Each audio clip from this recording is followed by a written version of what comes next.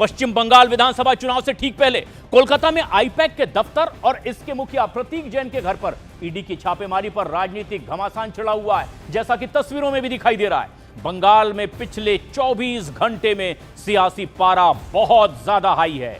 ED red के खिलाफ ममता बनर्जी कोलकाता में मार्च निकालती दिखाई दी। ममता अपने कार्यकर्ताओं के साथ सड़कों पर उतरी। कल ईडी की रेड के बाद कोलकाता में अचानक सियासत गर्मा चुकी है और कोलकाता में ईडी की रेड को लेकर के दिल्ली में सियासी घमासान दिखाई देने लगा है। तो दिल्ली से लेकर कोलकाता तक ईडी की रेड को लेकर के बवाल मचा हुआ है। दिल्ली में प्रदर्शन कर रहे टीएमसी के 8 सांसदों को पुलिस उठाकर थाने ले गई। होम मिनिस्ट्री के बाहर धरने पर बैठे टीएमसी सांसदों को हिरासत में ले लिया गया। इस मामले में बीजेपी भी अब हमलावर है। बीजेपी सीएम ममता से कड़े सवाल भी पूछ रही है और सवाल यह कि ईडी अपनी कार्रवाई कर रही है, प्रतीक के ठिकानों पर छापेमारी, तो ममता को आखिर इसमें दिक्कत क्या? और ये तस्वीरें जिससे पता चलता है कोलकाता से लेकर दिल्ली का हाल, किस तरीके से ईडी की रेड पर मचा हुआ है बवाल। सुबह सुबह दिल्ली में ही प्रदर्शन हो रहा था।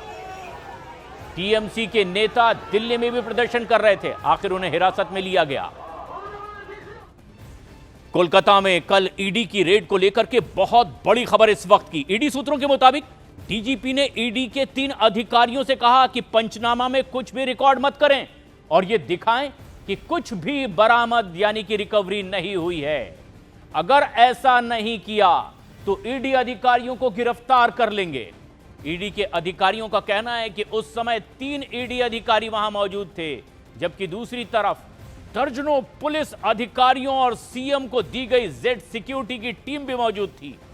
ईडी के सूत्रों के मुताबिक अधिकारियों को डराने और धमकाने की कोशिश कोलकाता में हुई है, दबाव बनाने की वो रिकॉर्ड पर कुछ भी ना लिखें और रिपोर्ट में अब असली बात लिखने से भी ईडी अधिकारियों को रोका गया है कोलकाता में। इसके अलावा कोलकाता पुलिस और सीएम के स्टाफ ने भी उन्हें परेशान किया, डराने की कोशिश की है।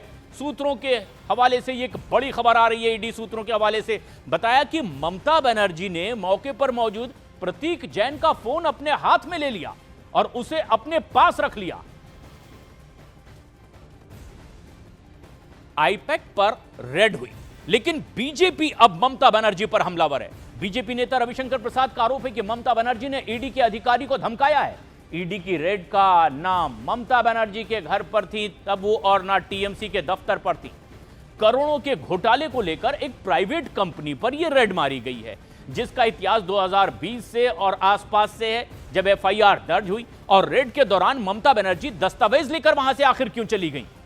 ममता बनर्जी का आचरण असंवैधानिक है, शर्मनाक है और बीजेपी का आरोप है कि लोकतांत्रिक मर्यादाओं को ममता बनर्जी ने ऐसा करके तार-तार किया।